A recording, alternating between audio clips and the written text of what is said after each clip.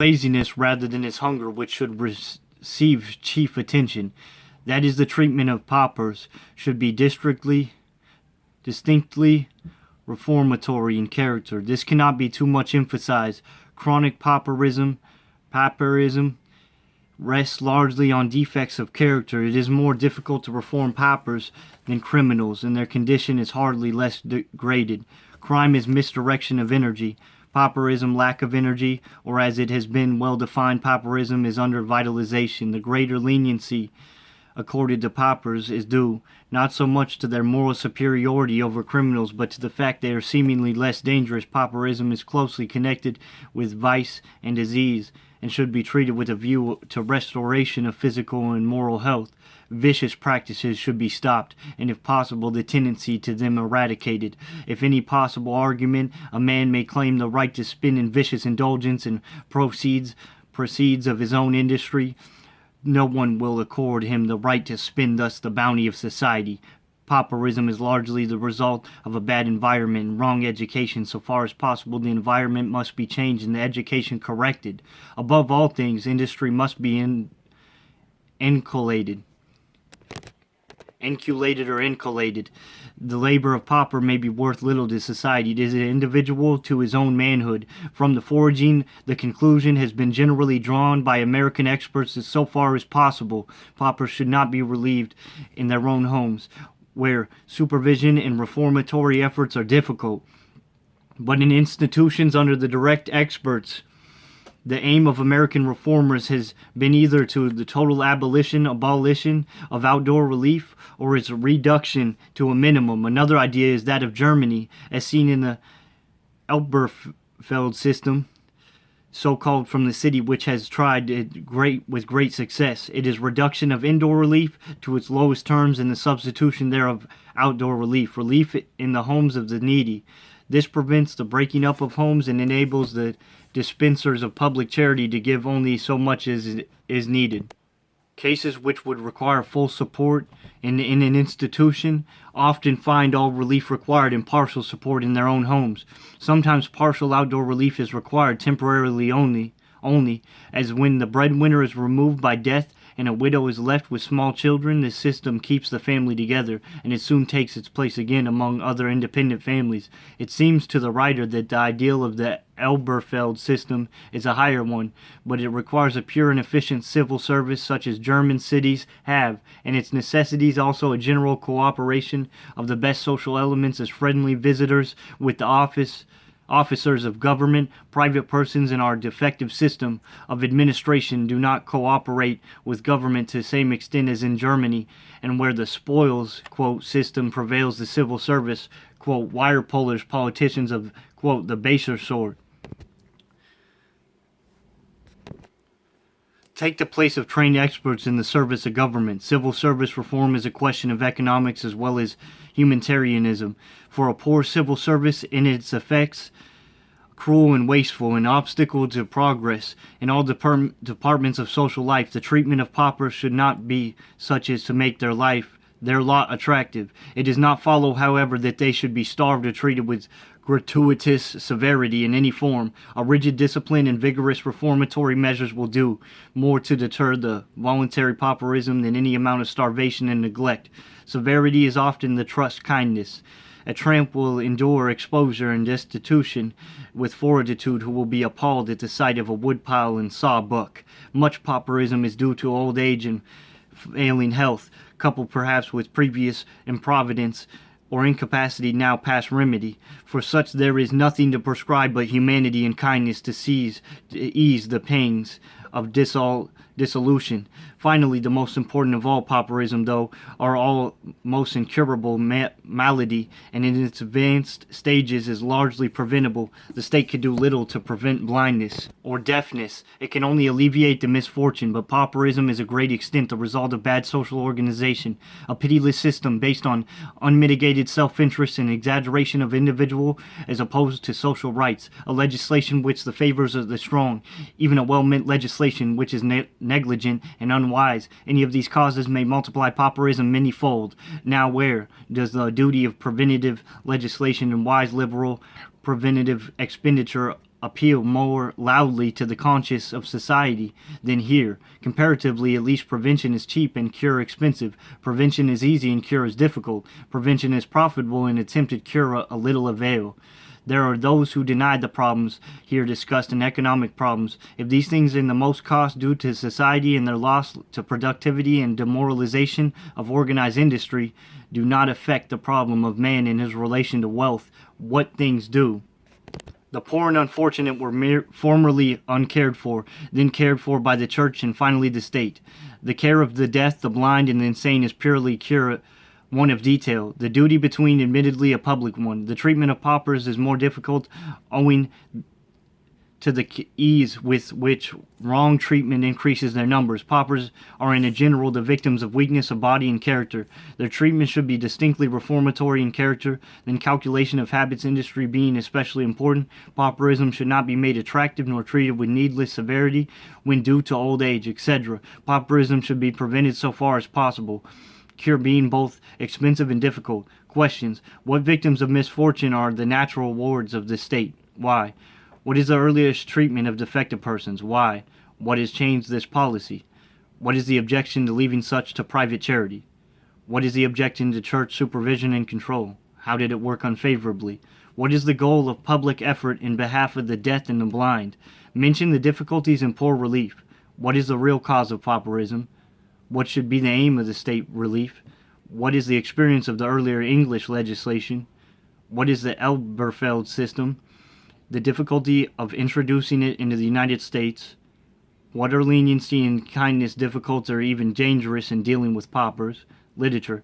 The Industrial Revolution in England, Prisoners and Paupers, Proceedings of the National Conference of Charities and Correction, a list of 19 very valuable reports. The literature upon this subject is extensive but not wholly satisfactory. Expenditure for education. Of all the expenditures of the modern times, for education has grown most rapidly and constantly in the development of the modern state. We notice the remarkable increase in England of expenditure for internal security and reform of criminals, an increase of nearly 3,000% in about 70 years.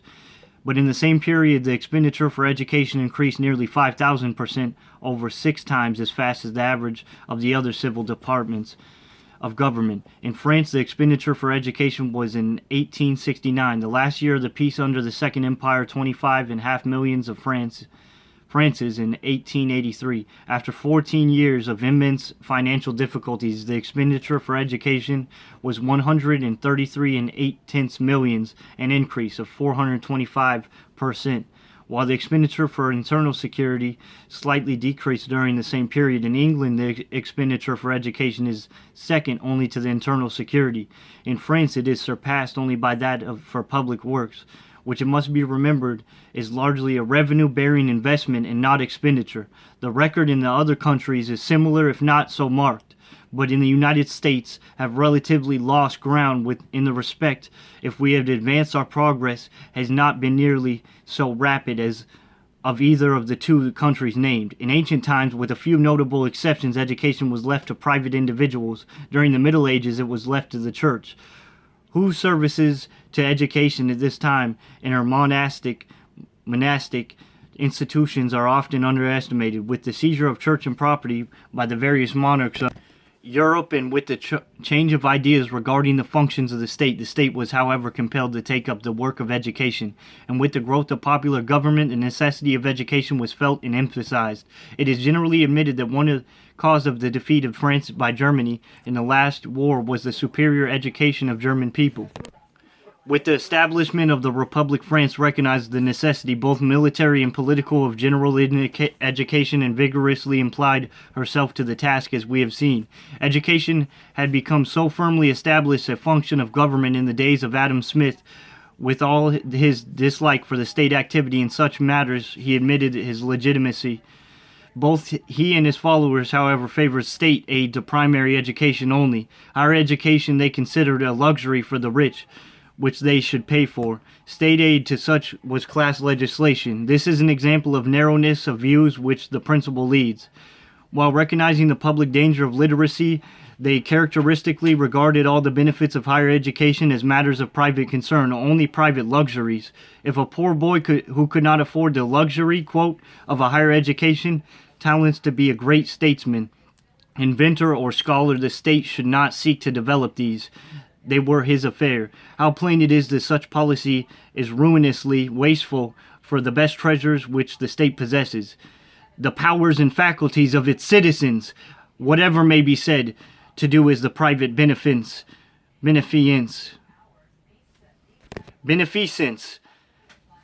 might do. We must consider what it does to do and has done. Does it offer any sufficient guarantee that is available for resources of the state will be utilized? And is the function of private beneficence to supplement public activity? This does do to the same extent and will do more when the value of state enterprise is appreciated. It is urged against public maintenance of higher education that only a few can or will avail themselves of its advantages, and the many are burdened for their sake. This is true of our courts. Not many people have lawsuits, but all help maintain the courts. It is true in a measure of every activity of government. Not a law is paused, not a tax imposed, whose benefits of whose burdens are distributed with perfect justice. It is as just as may be. But this is not a question. The advantages offered by a high school, academy, or university are not simply the privilege of individual instruction, enabling a person to carry away a luxury which profits only him. Do such persons profit the state through the education thus acquired? To ask this question is to spare the need of the answer. There is many a university whose entire cost has been returned to society in a clear cash by the service of a single one of its students, a service made possible by his education. Not this has nothing to do with the general influence exerted by people thus educated. They feel responsible positions, public and private, positions in which society exacts large capacity which only educated men can supply. It is urged in the view of numerous private universities and colleges in the United States that private schools might render this service, but why should they? It is a state in particular which demands an everlasting, ever-increasing number of competent men ought to demand more than it does, would do so if they were to be had. What more natural than the state should furnish them? We justify state primary education on the grounds that the state requires of all the duties of citizenship. We should justify state universities on the ground that the state requires of many duties of legislative and administrative service, and of all the development of the powers for the service of society. But private colleges and universities do not adequately perform this service, cannot do so form the very nature of private enterprise. That a few such schools are the highest rank none will deny, though even here on the highest rank, quote, in the lower than it need to be on account of the waste of private resources. As a rule, these are the most wastefully employed. The state of Ohio has 35 colleges with such an investment wise. What should have been the result had these resources been united in a single university? This could not be. We are told because no unifying power controlled in the investment. Certainly it is an example of the uncoercive and wasteful character of private enterprise in education.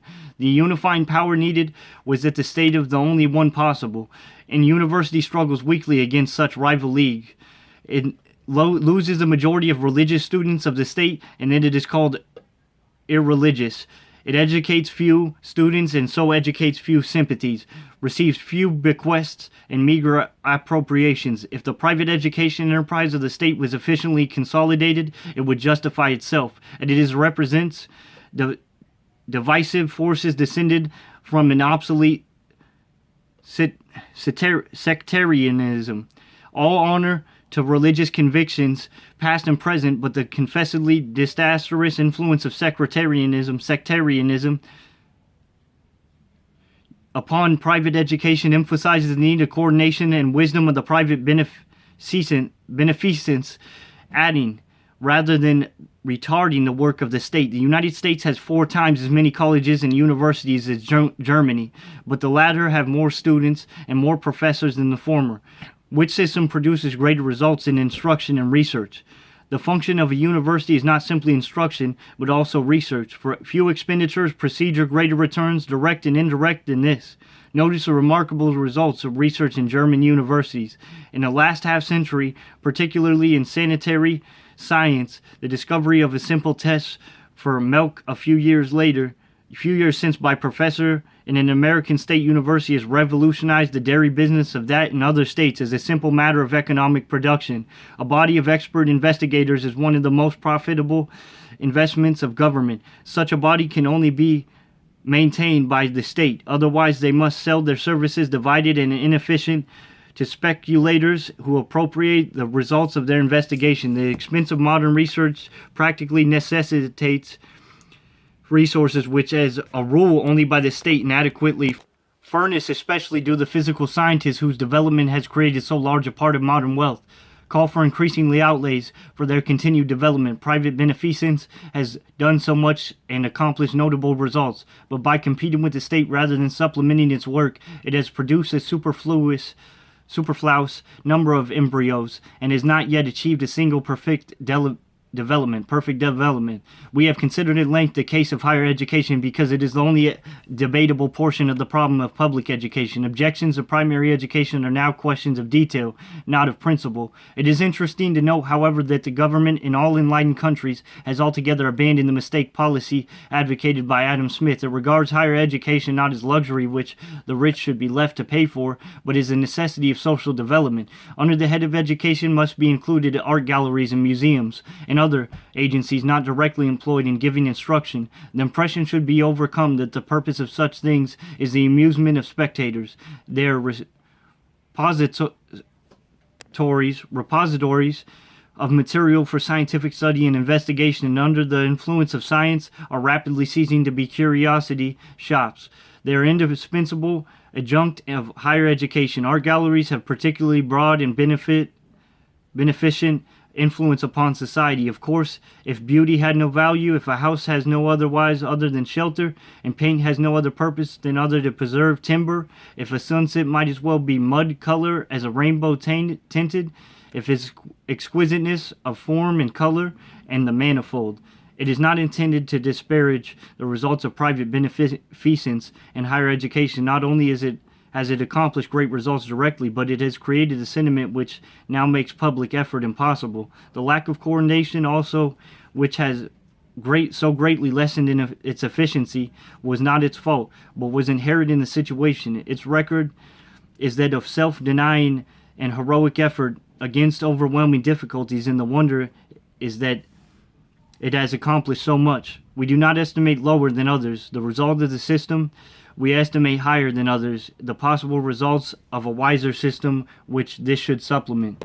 Movements of grace by which nature speaks, from her soul to the senses. If these are not worth the trouble it costs to perceive them, then art galleries and much more besides will find little to justify their existence. But if such things have value, if art the interpreter of the nature and a means of using wealth which confers supreme satisfactions, then it preeminently by the state which should make such expenditure. Only so can rare and costly works of genius be made a general good and enabled to confer their greatest service.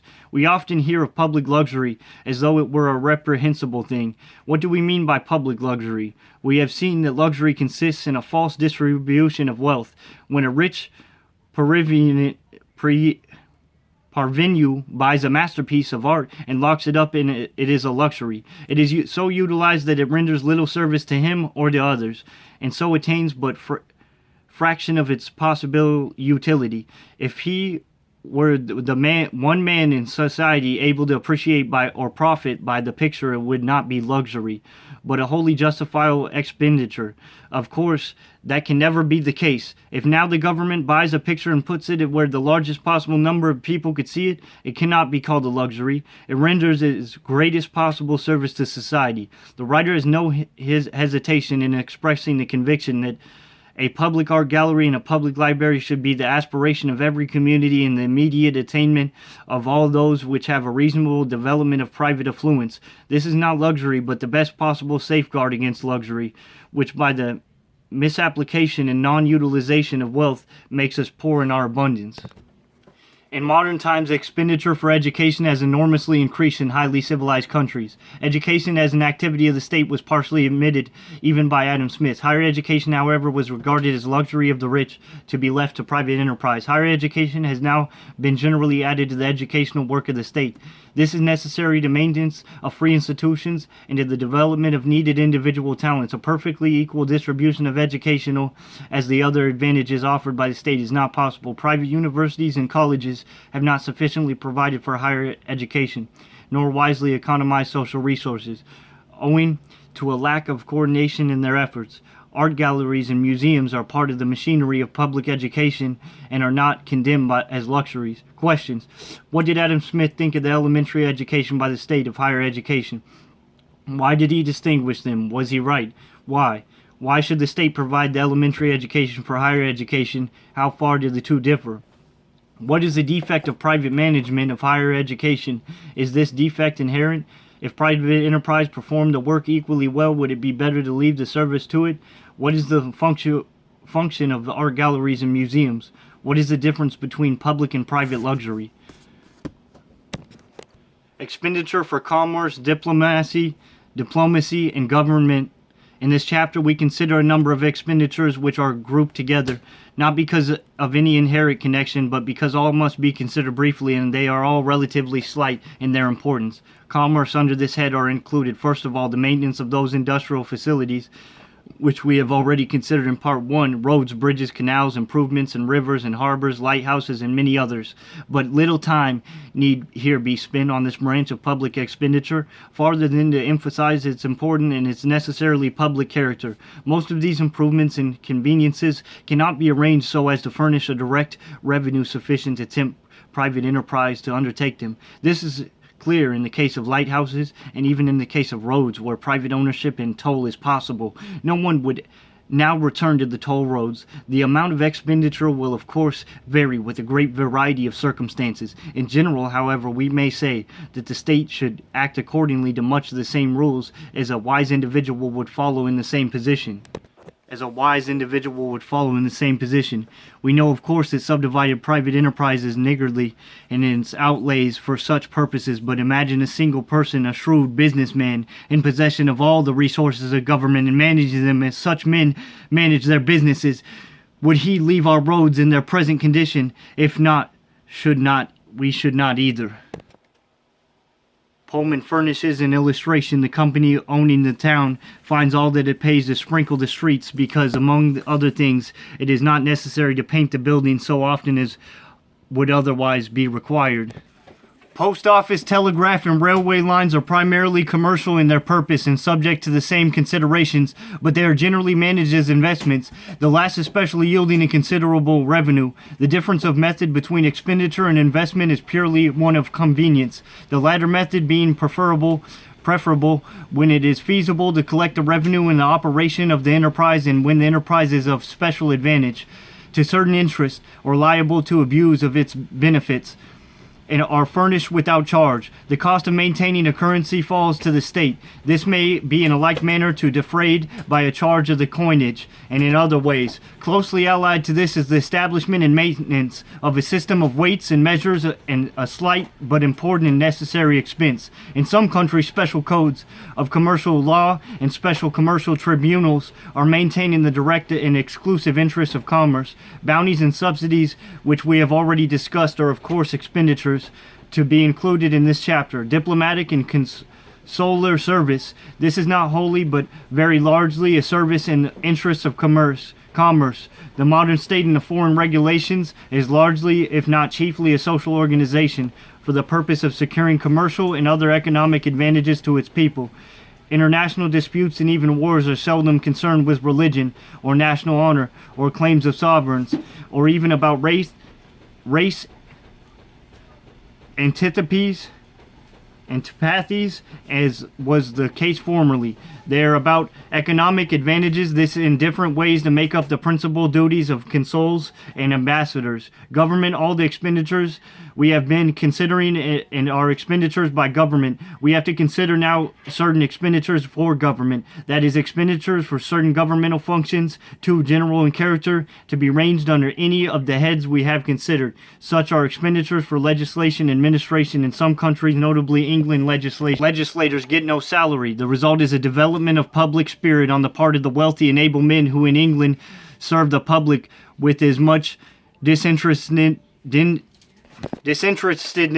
as in any country in the world. On the other hand, the system seems to prevent poor men from entering Parliament, though the difficulty is partly met by private subscriptions in their behalf. The success of the system in England is doubtless largely due to peculiarities of people and the distribution of wealth. That country has many wealthy men who, by reason of social and other conditions, are relatively free from the spirit of money-making. In new countries, wealthy men are largely successful money-makers who are not likely to lay aside their habits of looking out for a good bargain if they are not made to realize their obligations by the payment of salary. For this and other reasons, the new countries founded politically by Englishmen have adopted the principle of paying legislators. The amount of salary is a matter of dispute. Unquestionably, no attempt should be made to pay members of Congress the full pecuniary value of their service. Pecuniary value of their services. This would be offering a strong mercenary inducement and would probably attract mercenary men. On the other hand, petty and inadequate salaries are a provocation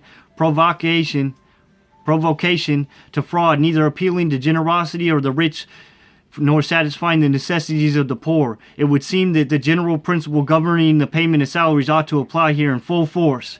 This is what we have seen the standard of life. This is the adequate provision of life of the official, due regard being had to the influence of his position upon the necessary demands of his establishment, the social and moral importance of keeping families together, the expense of the charge of residence, and the social demands of life in an official center should be fully considered in the making of the necessary estimate. The administrative department includes not only the official head of the nation, but that of various subordinate officials connected with this function. In all countries, such services are paid, and in the case of monarchies, very highly paid. At the center of government are those ornamental and yet indispensable functions of government which are so expensive. The importance of these functions is variously estimated in different countries and paid accordingly. The French Republic says its president over 15 times as much as the United States does. No rule can be laid down farther than the nation must not demand socially more than it pays in appropriations. Tax collection. This is an expenditure of government which aggregates a large amount. We may say of this, as of every other expenditure for government, that it is not a consumption of wealth by men in a social capacity for purpose of conferring direct satisfactions, as in the case of the art galleries, schools, etc., but a production expenditure would be made as small as possible relatively to the work to be accomplished. Of course, reductions must be limited by efficiency and the necessities of an honest service. The government expenditures for commerce include the cost of maintaining roads, bridges, harbors, and the cost of maintaining a currency and commercial law of the tribunals. The diplomatic and consular service is primarily an expenditure for commerce. A large item in government expenditure is for the maintenance of the legislators and administration. The salaries of public officials should be measured neither by the value of their services nor by the ability to forego payment, but the requirements of living in an official station. The expense of tax collection is an expense to be minimized rather than extended by the development of society. Questions. What is included under government expenditures for commerce? Should these expenditures be minimized or not with the progress of society? What the chief reason for existence of a diplomatic and consular service? In what respect does it differ from former conditions? What are the advantages of the English system of unpaid legislators? Its disadvantages? Would it work equally well with us? Why? If legislators are paid to their services, what law should be determine the amount of their salary? In what respect does the expense of tax collection differ from that of many other functions of government? Literature. Public finance. The principal literature on the subject is by French and German writers, and therefore is not enumerated here.